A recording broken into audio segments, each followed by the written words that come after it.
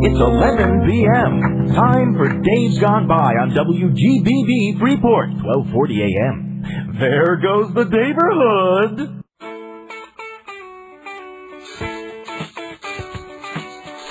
Greetings from Long Island, where every highway is a sunrise. It's time for Dave's Gone By, an hour of comedy, talk, and music brought to you by Total Theater, with your host, Dave Lefkowitz. You've never heard anything like it, so sit back, relax, squeal if you must. Here's the host of Dave's Gone By, Dave! Tropical hot's all right.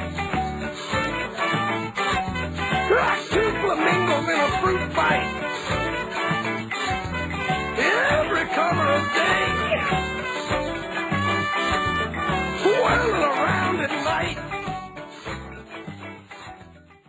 There goes the neighborhood. Welcome, everybody, to the 273rd episode of Dave's Gone By on the Sunday night, May 18th, 2008, and a very special episode of the show it is indeed, because we've got another amazingly cool and popular and famous musician.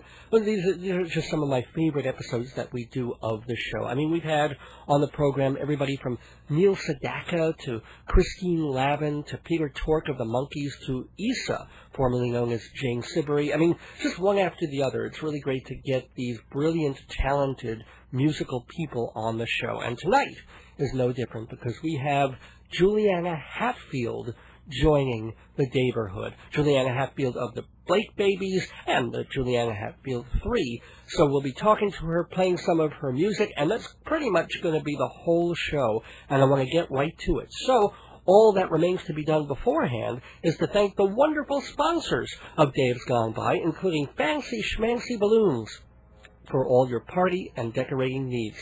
516-797-3229. Ask for Jeff, 797-3229. This program is also brought to you by Nava Groceries at 1239 Broadway.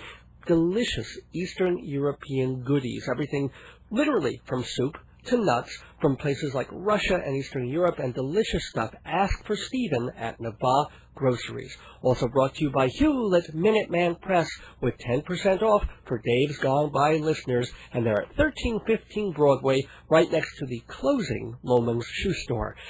Brought to you by MortgagesRock.com, the place to go to get a mortgage and also to find out how to be a mortgage broker, MortgagesRock.com. And finally by Performing Arts Insider, the Bible of Broadway. PerformingArtsInsider.com, the place to go to find out much, much more about that. Well, we're going to find out so much about Juliana Hatfield on the Dave's Gone By episode tonight, right after these messages. Hey, all you swinging hep cats, hep kittens, and hepafilters, have I got a cool book for you. It's called Marriage, Babies, and the End of the World. It's published by Holvo Books, and it's got a bunch of comedies in there by Dave Lefkowitz, the host of Dave's Gone By. I think you'll find them funny, so cats and kittens, give it a look. DavesGoneBy.org is the cool place to go for marriage, babies, and the end of the world. If you love Broadway, off-Broadway, cabaret, opera, and dance, isn't it time you subscribe to Performing Arts Insider, the ultimate guide to everything on the stages of New York? Listings, reviews, box office, and production news, all at 10% off for Dave's Gone By listeners. To subscribe or get a sample issue, call 516-295-1511, 295-1511, or see PerformingArtsInsider.com.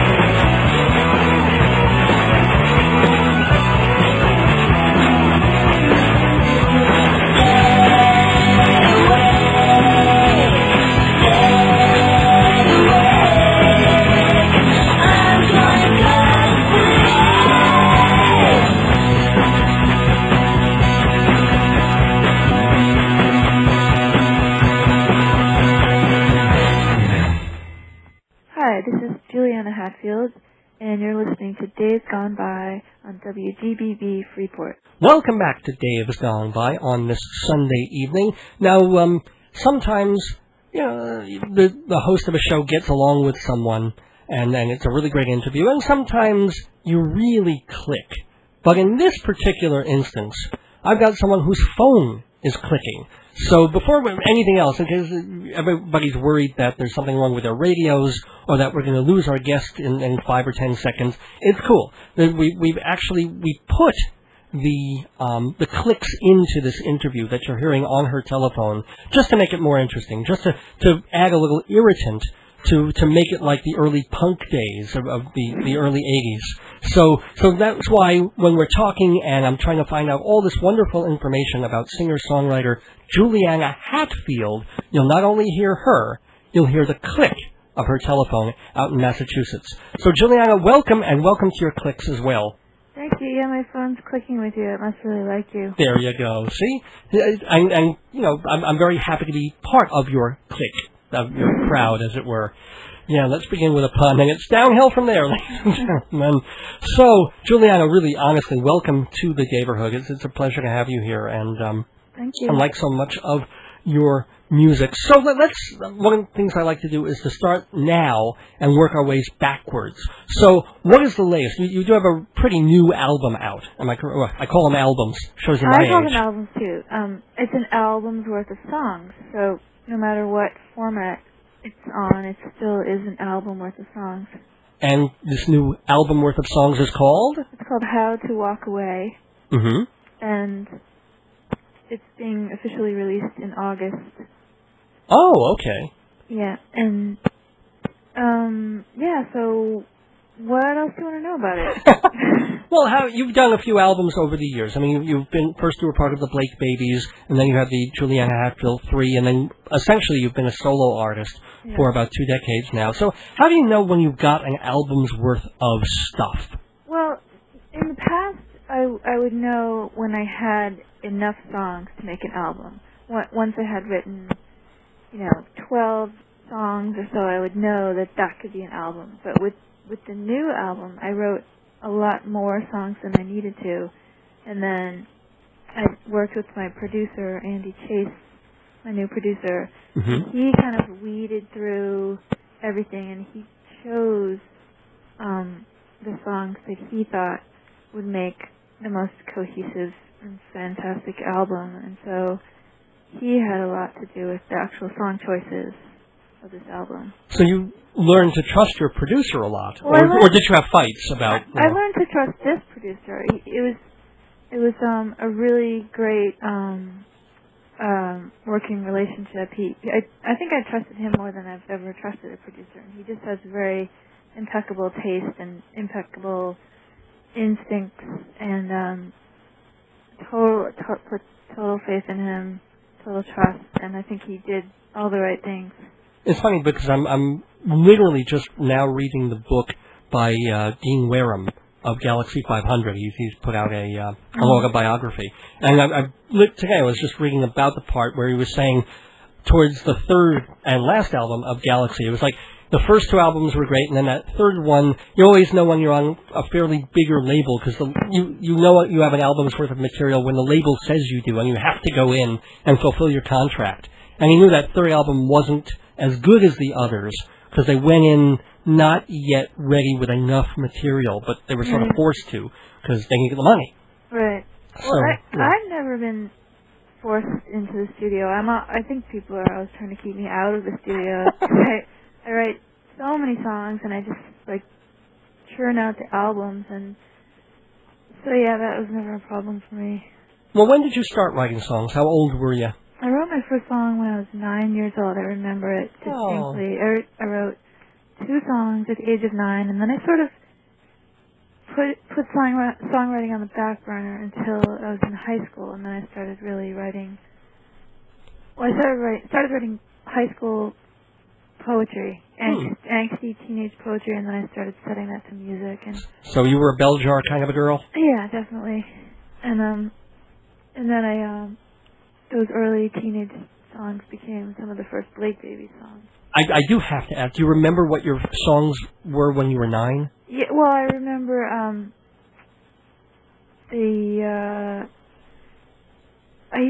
there was this one song. I remember how it went.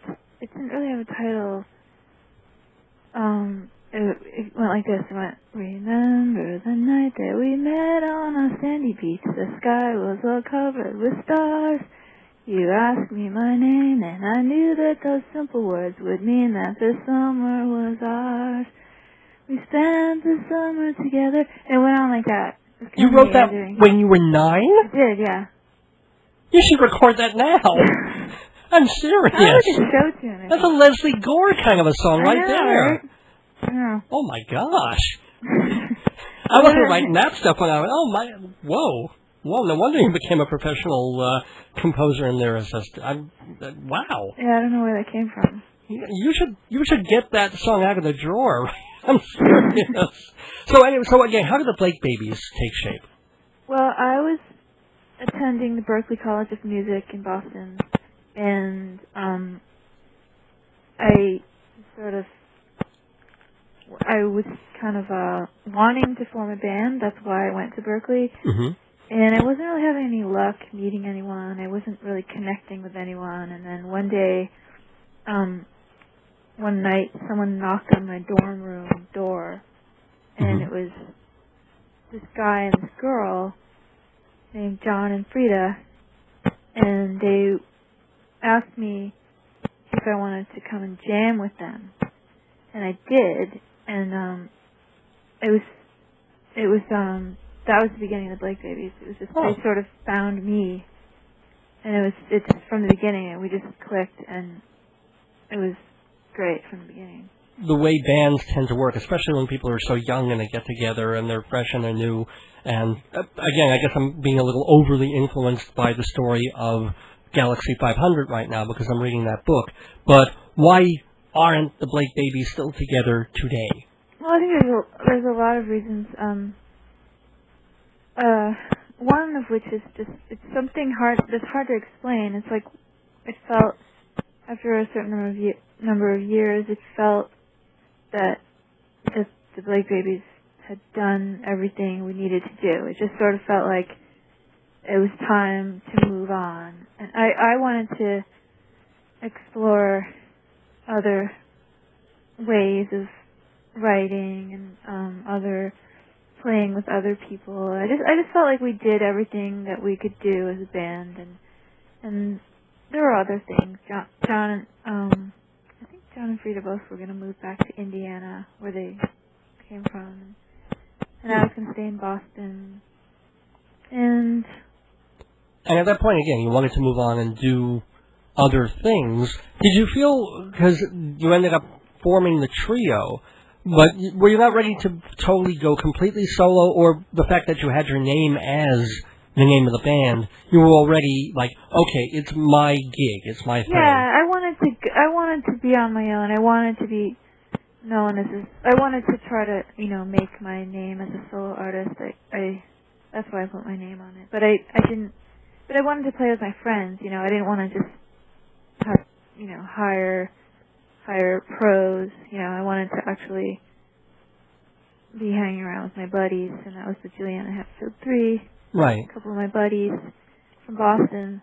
But yeah, I wanted to kind of do my own thing. I wanted to have more, I guess I wanted to be more of a leader and have more control over the music. I mean, I loved being a Blake Baby. It was great. It was perfect at the time.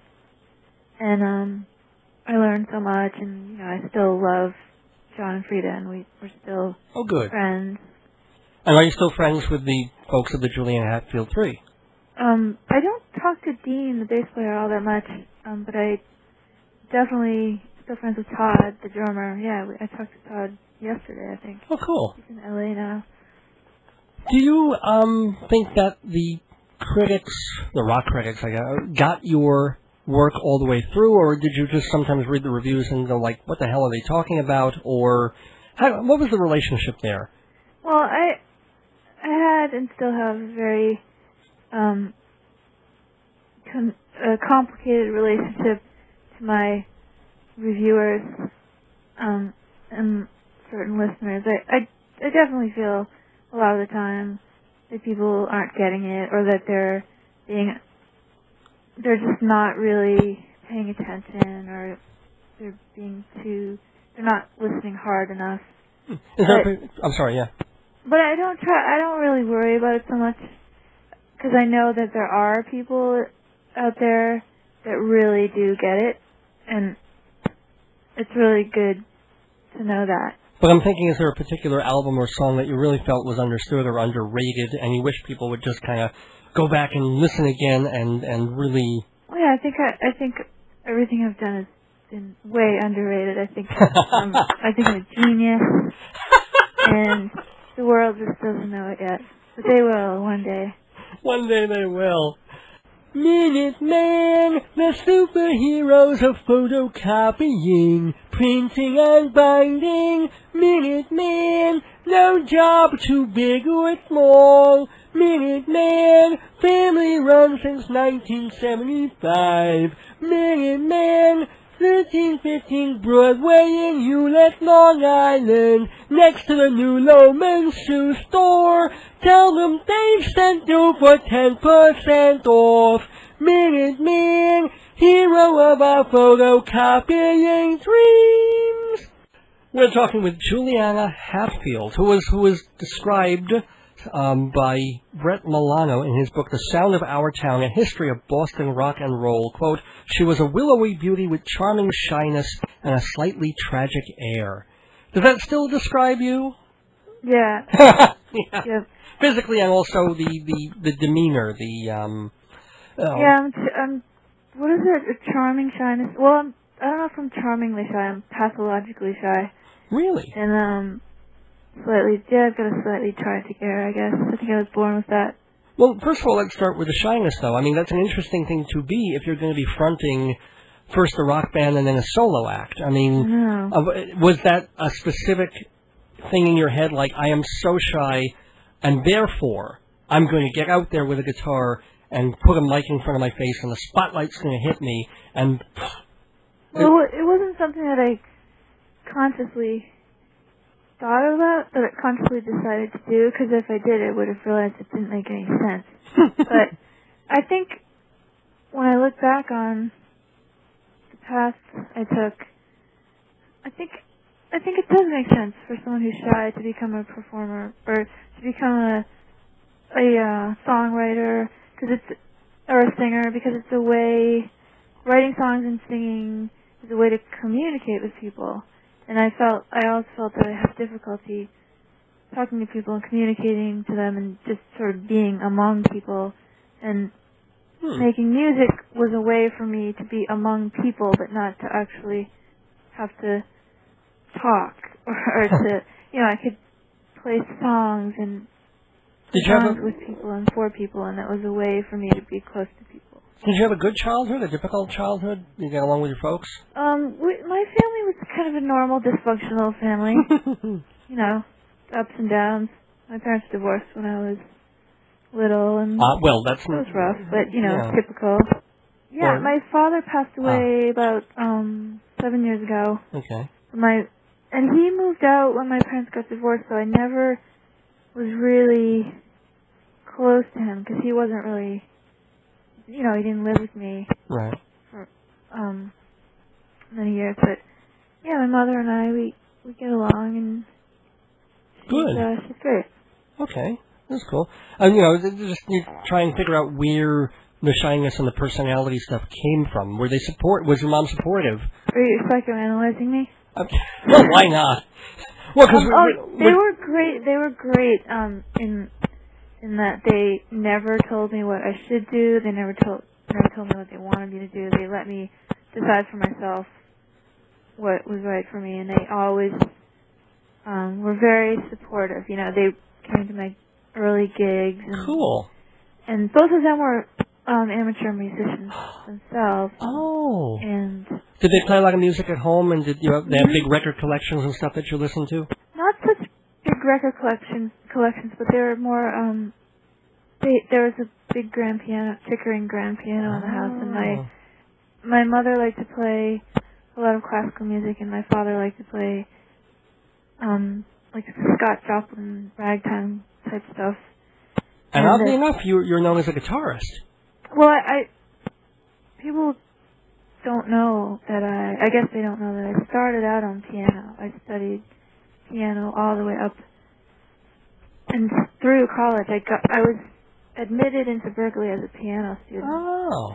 And then once I got into Berkeley, I sort of gave up the piano forever and switched over to the voice department. Studying voice and playing guitar. And did the things that you learned in Berkeley, are there things that you remember today, like when you go on stage or in a recording studio? Do you remember stuff that teachers told you? You know, the one thing I really remember the most from Berkeley. What's that? The one thing they taught me is you can't copyright a title. And I thought that was really great information. You know, I could title my new album Sgt. Pepper's Lonely Hearts Club Band if I wanted to. Oh, so yeah, you could call the song Hey Jude. Doesn't matter. Right. You know, oh, well, yeah. You know, they replaced themselves and Let It Be. All those years at Berkeley, and that's what you remember. That's what I took away from it. You probably should have gone into copyright law. Make more money, I guess. So let's get to the tragic air part. Because when people hear about your kind of thing where you were part of the Blake Babies and you know, the trio and going through the 80s and the people that you worked with and maybe having not such an easy time of it in the music business, the assumption, even my assumption was, drugs. She must have lost 10, 15 years to drugs. That's what happens to... You thought that about me? Well, I mean, yeah, because you think that about everybody of that era. I remember hearing an interview with Richard Butler of the Psychedelic Furs, who, by the way... Who sings on my new album. Yes, I was going to say that. Yes, he does. He has a cameo on... What song is that? It's called This Lonely Love. On This Lonely Love. And talk about great voices. I mean, iconic voices of the 1980s. Richard Butler. Totally. And he was talking to Jonesy, Glenn Jones. Mm-hmm. And he was telling him that... It never occurred to me, like, that they would be druggies, per se. Because they were always too smart, and they made such great music, and they never seemed to look haggard and like heroin addicts or anything like that. Mm-hmm. But they said, no, you know, they were doing this show and then getting the van and going there, and they were just popping as many pills as they had to stay awake. And then, of course, when you have all these pills to stay awake, you need these pills to go to sleep. Right. And of course, you're also drinking because you're having beers and everything. And it never got too out of hand with them. But they were a band I would never have figured would have a problem with it. Well, so, you know, yeah. I just assume that everyone in bands is doing something. Right. But, and I think that I'm the only person who's ever been in a band who never did drugs or drank to excess. I think I'm the only one. I was like the freak who didn't do drugs, and everyone else did. And yet from your persona... I guess it's totally wrong to judge like that. One would probably have assumed, oh, yeah, well, she must have done some heroin. Well, that's really interesting. I didn't realize it. Well, yeah, I guess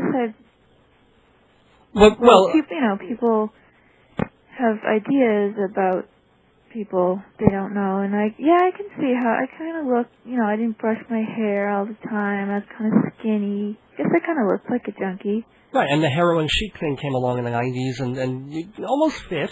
And I never was, good. I was always afraid of drugs, and, I mean, that's just the truth, I was never drawn to drugs, really, at all, ever. By the way, you're talking to someone who never had a puff of a marijuana cigarette, so, yeah. I mean, I've done heroin. No, I'm taking it. You've never tried marijuana? No, I'm really kind of straight-laced, kind of... No, I'm like that, too. I mean, I smoked pot, but I don't really like it. But that's about the only drug I've ever done. But the thing was, what that maybe people didn't know, and that what you've been pretty upfront about, is that you went through, since we were talking about the slightly tragic air, you did battle, on some level, depression. Yeah, I had a big problem with that. Well, that kind of masks... That may look like a heroin problem from the outside. When did that start? It dogged me for years. It started I don't know. Maybe it started in high school. I can't remember, but it got really bad in my 20s, and I was pretty miserable all through my 20s, really. And were you getting help at that point? Were you seeing No, something? not until, I think when I was in my late 20s, I finally had this sort of dangerous moment where I almost jumped out of a window. I started to fixate on jumping out of a window, and I kept saying, I'm going to do it today, I'm going to do it today. And then at some point I realized that my thinking was really diseased, like there was something really wrong with... Especially since the window was closed at the time, so that would have really hurt. Yeah, I know. Thank you very much. So, but, I had this moment of clarity where I thought, there's something really wrong with my brain, I need to get some medical help. And so that started my long healing process, and the first thing I did was I canceled the European tour that I was supposed to do, and that was sort of the beginning of the whole end of my the depression. How long ago was that? That was like in the mid-90s, I think. Okay. And so I'm a lot less miserable than I was. Well, hey, I wish I could say that. Yeah. I'm walking poster boy for misery, but no. But so are you basically, as you said, a lot less miserable? Are you a happy person or is that not a possible thing? I wouldn't go that far. Okay. And I assume you're still in therapy on some level. Oh, yeah. And that continue. Are you on any medications? Nope, none. Cool. Way cool. Yeah. So you cope with it through that kind of processing? I was on medication for a while, but okay. But I used it as a tool to get my head away from the edge, and then I just did a lot of things, like got some cognitive therapy, and I got a puppy. Oh. And I just, I worked really hard, and I'm still working really hard, but I try to avoid drugs. Cause, well, yeah. No one knows the long-term effects of those drugs yet, and I didn't want to, be a guinea pig. Do you think your songwriting changed as you became more stable?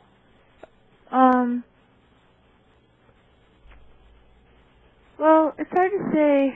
I think my songwriting has changed a bit, but it's hard to say if it's just because of the passage of time, or if it's just a little maturity, or if it's because I'm less depressed. It's hard to say. It's really hard for me to listen to the Blake Davies music because it's so, to me, it's just too intense. It's like listening to an open wound, and I can't even listen to it because I just can't believe some of the things that were coming out of me. It's just these horrible.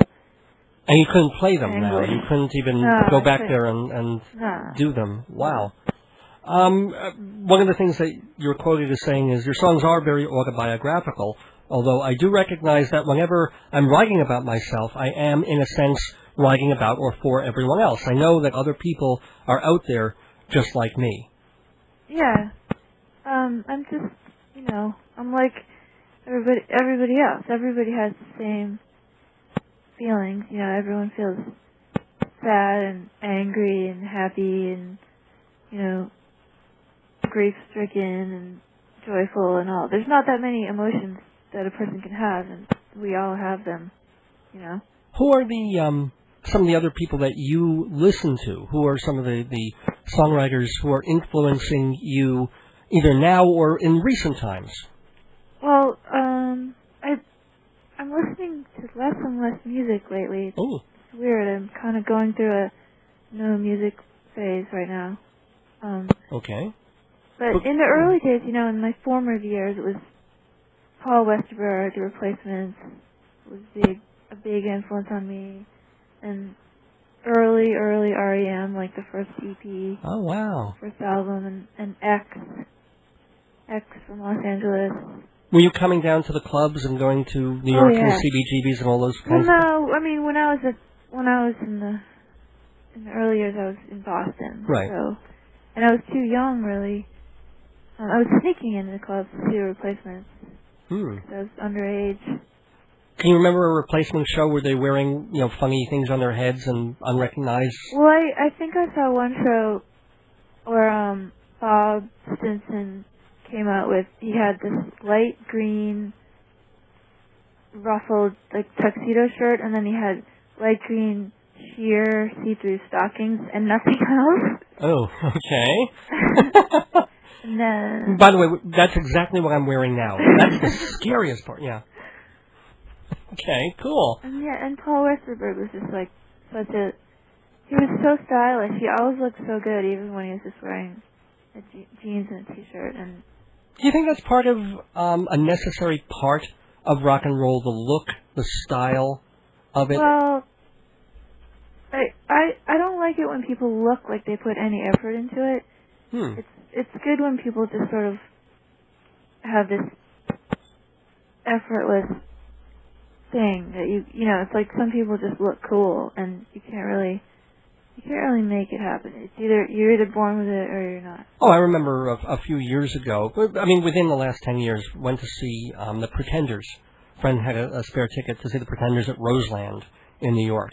And, we're waiting for the show to begin. Everybody's milling around. There's no seats in the damn place. You're just standing around.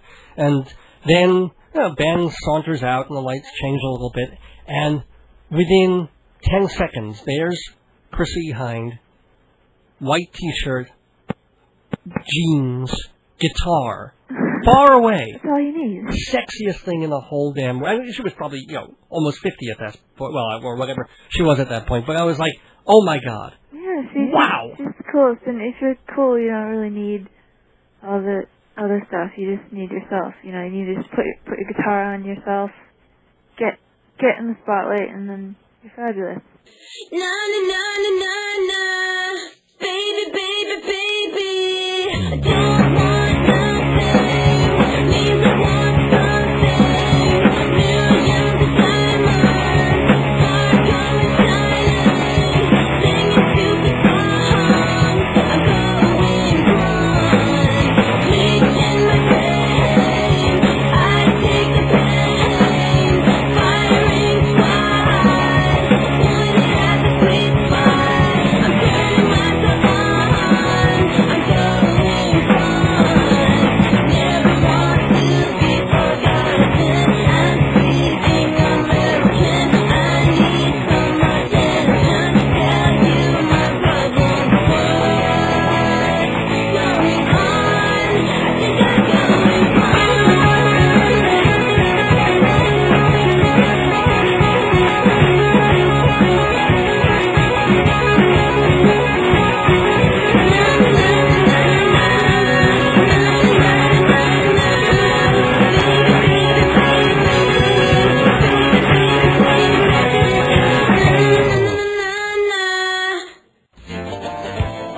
Okay, listen to me. No, listen to me on compact disc, where bunches of past episodes of Dave's Gone By are yours to hear over and over again. Comedy sketches like Mel's A-Poppin' and Handyman Yoni, visits with guests like Reckless Eric and Julie Haggerty, punchlines and politics in the news gone by. All at just $11 a disc, shipping included. Visit davesgoneby.org or call 516-295-1511 for me on CD. Have you ever seen so many Russian delicacies? Never! Such quality sausage, fish, yogurt, pastries, candy. Never! And do you have to go to Brighton Beach to get it? Never! Never! The new Eastern European Grocery in Hewlett, 1239 Broadway. Open 7 days. Look for the Cyrillic on the awning. 516-295-3892. 295-3892. They'll have you Russian back for more. Hi, this is Juliana Hatfield. I'll be playing at Joe's Pub in New York City on May 21st. And you're listening to Dave's Gone By on WGBB Freeport. We have a few more minutes with the wonderful and delightful Juliana Hatfield, and so much I want to ask her and talk about and tell her. But the one story I most really want to tell you, because it's I guess, my favorite song of yours, and I would love to know the genesis of it. There's a another show I mentioned earlier in the conversation, WFMU, and there was a fellow on there named Erwin Schusid. I'm sure you're familiar with him and probably even interviewed by him. Mm-hmm. And one of the things, I don't know, it's perverse of my nature, but I go through that station and some others because I wonder what people were doing on the air on 9/11 and the days afterwards. Oh. I'm fascinated by the way they reacted to it and how people cope when something crazy like that is happening, and also in the aftershock. Uh-huh. Are they going to be nuts? Are they going to be surprisingly normal and calm? Or what's the range in between? Mm-hmm. And Erwin was on the day after. He was on November 12th, 2001. September 12th. I'm sorry, yes, forgive me, September 12th. And he was playing music and obviously didn't know, he knew that they couldn't be a news station. It wouldn't be the place where people would turn to know what's the latest going on in New York and around the place. And he was trying to filter information about where to give blood and stuff. But he was also playing music, which is what he normally did. And he played your song called Until Tomorrow. Oh, wow. And then he announced it by saying it was one of the saddest songs he'd ever heard. Wow. And when you connect it certainly to that day, it's whoa. But the song was written like a year or two beforehand. I'm wondering where that song came from. Well, that song was about a friend of mine who drowned. I wrote it about Jeff Buckley. Oh my gosh. I think, if You I think remember you wrote right. that? No, wait, I want to make sure I get that right. Yeah, I think you wait until tomorrow. Yeah, I think I wrote it about Jeff. So I didn't realize you were friends with him. It's funny. We toured together, and I knew him when I was living in New York. I met him, and we became friends.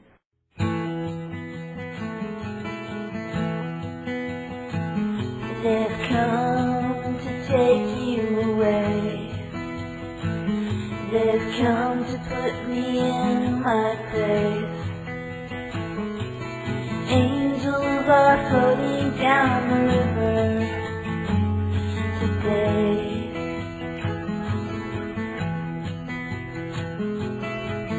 It all happened too soon. On a muggy afternoon, I knew it would end, but I'm not ready to lose you.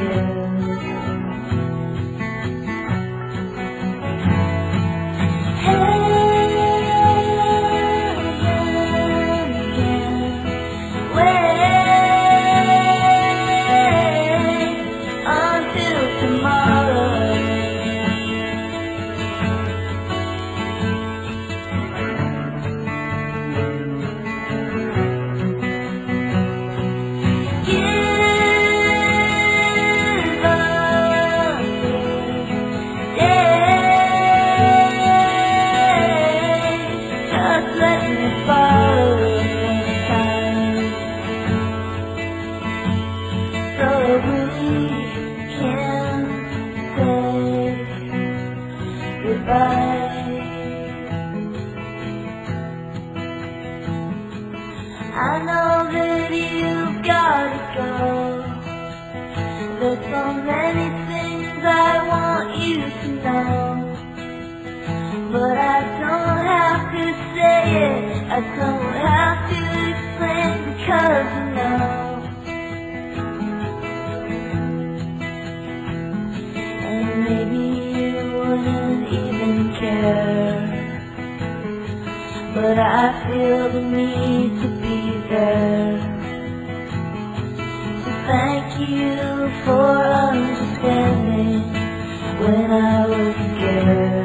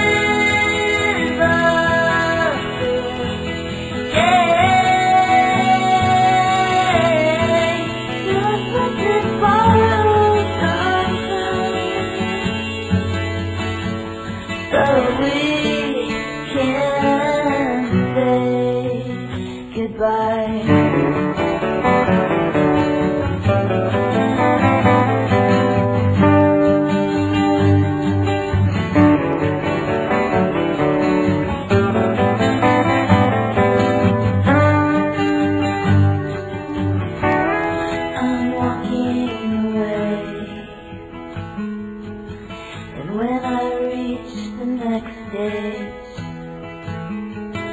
I'll be with them, we'll be celebrating.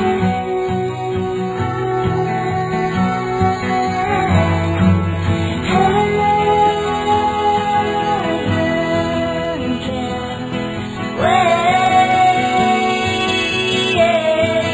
until tomorrow.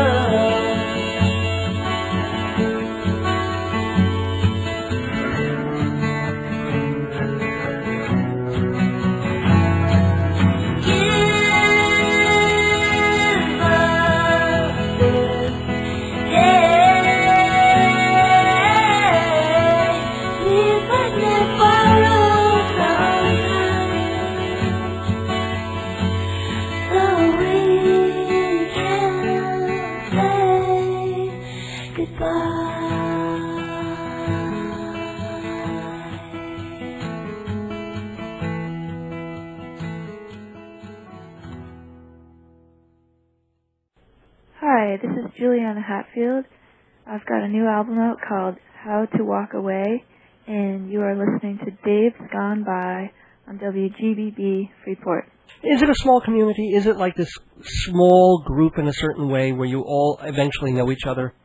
Every time I meet someone, you know, a musician, he usually knows people that I know, and it's like whenever I meet a new musician, it's like meeting someone that's already sort of familiar, because there's a...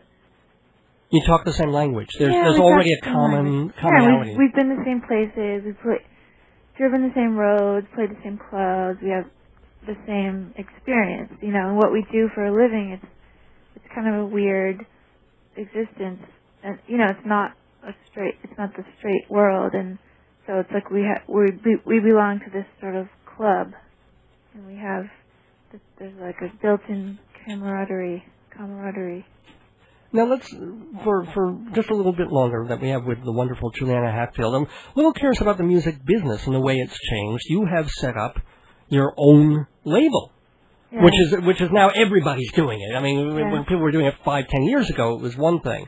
But now, I mean, is it better, worse, just plain different? I mean, everybody used to complain about, the major labels, and they're stealing from us, and they're not promoting us, and everything's going up the executives' noses. Right. So, okay, now everybody's running their own thing and putting stuff on the internet and iTunes and their own labels. It's better, worse, what? Well, I always look at every situation I try to look at every situation from every perspective, and so every cup is half full and half empty. Like I see it as half empty and half full at the same time. Okay. So basically what I'm saying is, you know, there are good things and bad things about being on a major label. Same with being on an indie label. And now having my own label, it's good and it's bad. I mean, it's a whole lot more work for me. You know, I have to do all kinds of work that I never had to do before, which takes away from my music making. You know, I have to spend a lot of hours doing, you know, accounting and going to the post office and speaking to designers and all, and you know, I just basically have to run this business, which I never was trained in. I had to learn how to do all this stuff.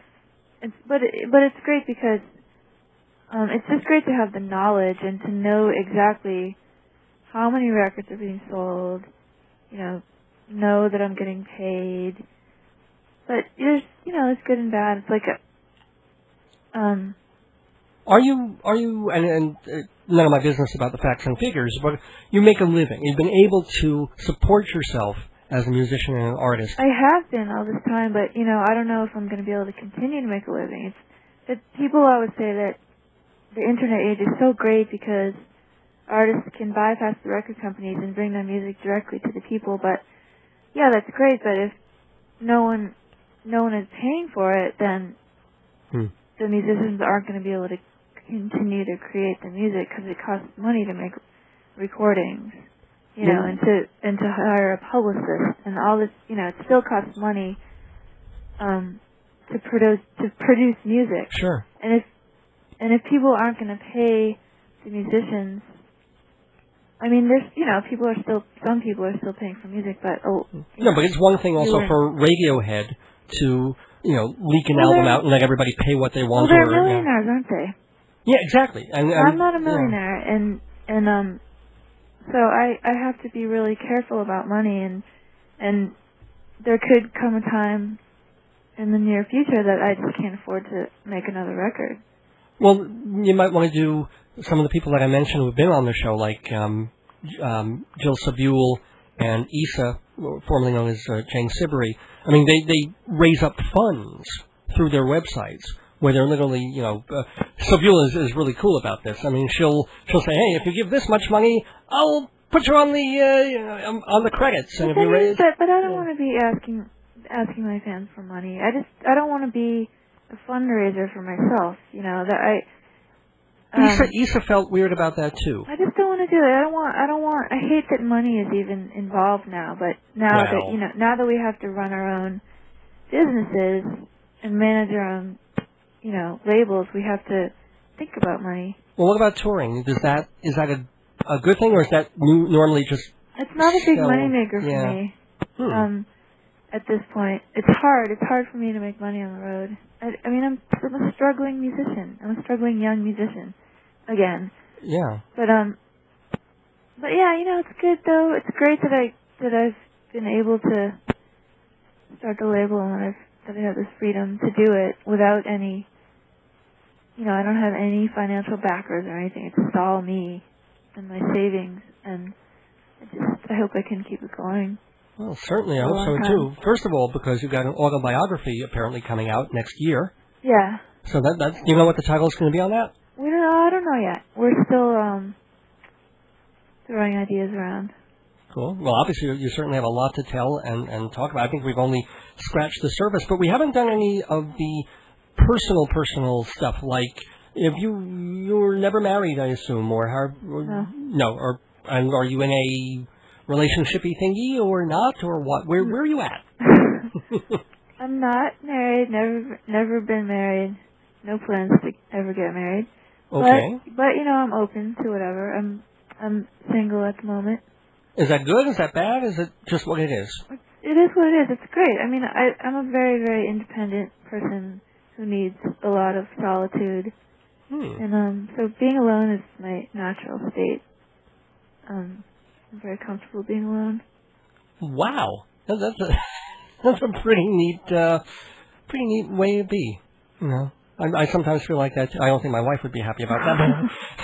Don't tell her that. Pretty good way to be. Anyway, it has been a wonderful way to be spending time for this hour with Juliana Hatfield. If there's one piece of advice that you would give to up-and-coming people who want to be making music their lives, or at least part of their lives, what would it be?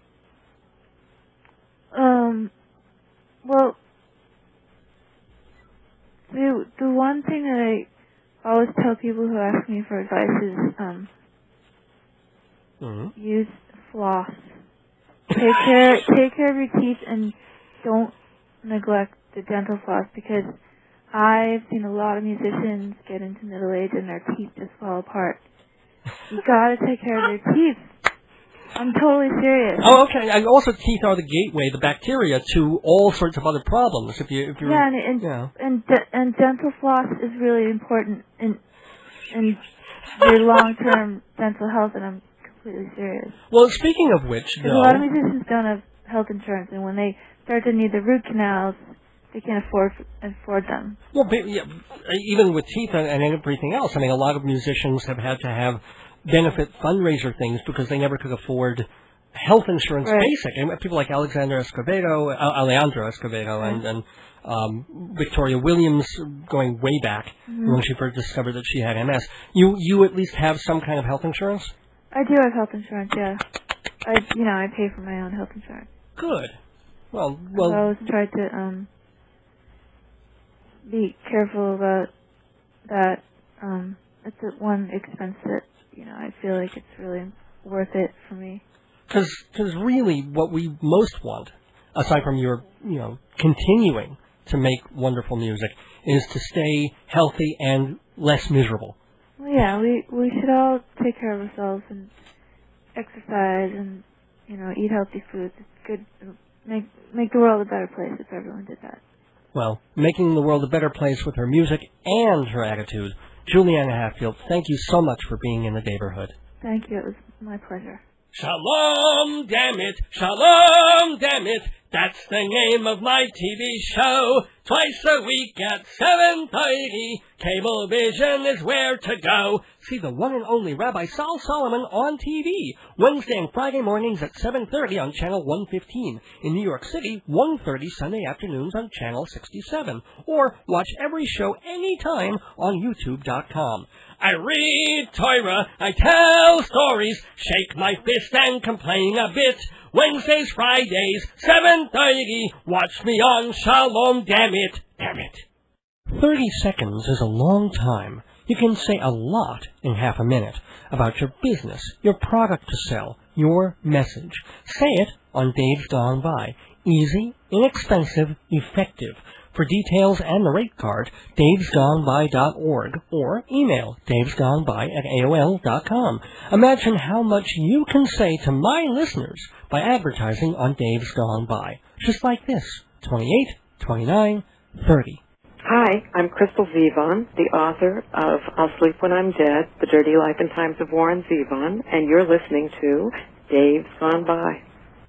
Welcome back to Dave's Gone By. Thanks so much for joining us on this musical episode of the show. Thank you especially to Juliana Hatfield, who will be appearing May 21st this week at Joe's Pub, 425 Lafayette Street. It's right next to and part of the Public Theater, so by all means, please go see her. Also want to give a shout-out to playwright Jeffrey Sweet, who's been on this program. The release date, May 14th, was for his book, The Value of Names and Other Plays, on Northwestern University Press.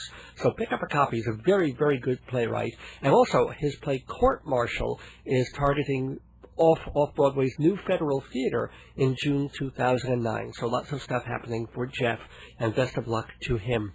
I want to thank Jeff Goodman, my good friend and colleague. Unfortunately, he couldn't be on this program, but he'll be back when he's back from Thailand very, very soon. Also want to thank my beloved and adorable wife, Joyce Weil, and Mom and Dad Lefkowitz, and all our terrific sponsors. Nava Markets on Broadway in Hewlett, open 7 days. Fancy Schmancy Balloons for all your party decorating needs. 516-797-3229. Thank you to Hewlett Minuteman Press, with 10% off for Dave's Gone By listeners on any job, big or small, and to Performing Arts Insider Theater Magazine, the Bible of Broadway since 1944. Go to performingartsinsider.com for more information on that.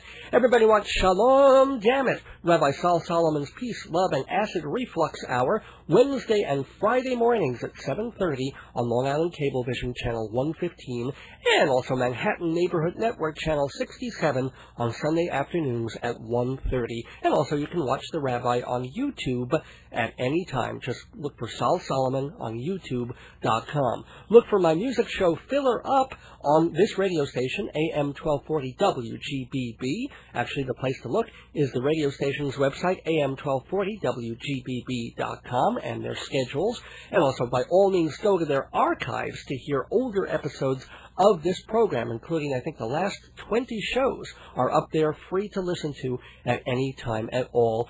You can find out more about this program, Dave's Gone By, at my website, davesgoneby.org, including links to some even older programs that are on the Internet for your streaming pleasure. Coming up in the upcoming weeks on Dave's Gone By, some amazing guests, including satirist Bruce Kluger, who is the co-author of a book called Young Dick Cheney. Yes, he's definitely a satirist. Also, Christopher Shaw of the New York Post. He's a contributor to the book of New York Post headlines called Headless Body in Topless Bar, plus an old friend of mine who's a composer, lyricist for theater, Charles Bloom. Really cool guy, very smart, and very fun to talk to. So all this stuff coming up in the neighborhood, but now it is time for us to go in Exile Deo as we learn how to walk away, alas, from this great Juliana Hatfield episode of the show. But I'll be walking back next Sunday, May 25th, 2008, with the 274th episode of Dave's Gone By. Until then, don't miss your days going by. This is Dave Lefkowitz wishing you good night. Live it up, 'cause we're running out and gone by.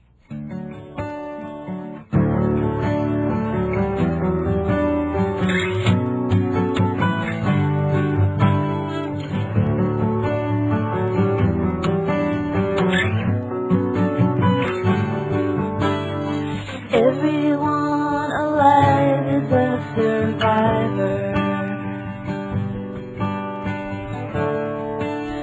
and everything's the matter. You're too young to die, you're in a double suicide with the wrong guy. What of all the paths you tried to take?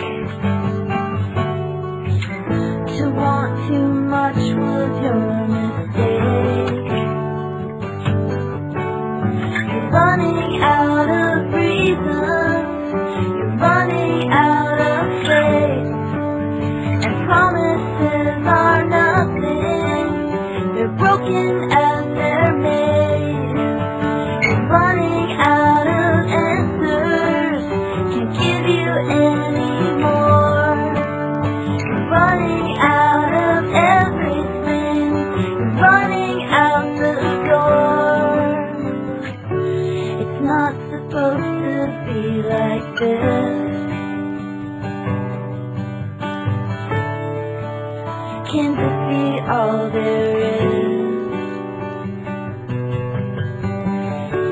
Pushing your luck, too stupid to give up.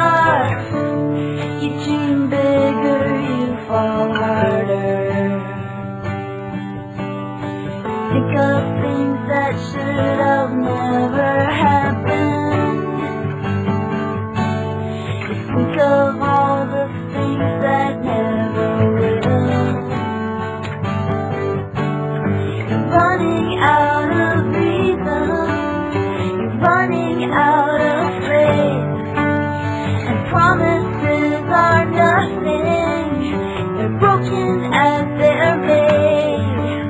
You're running out of money, and you don't know how to stay. Can you help me? I'm drifting away.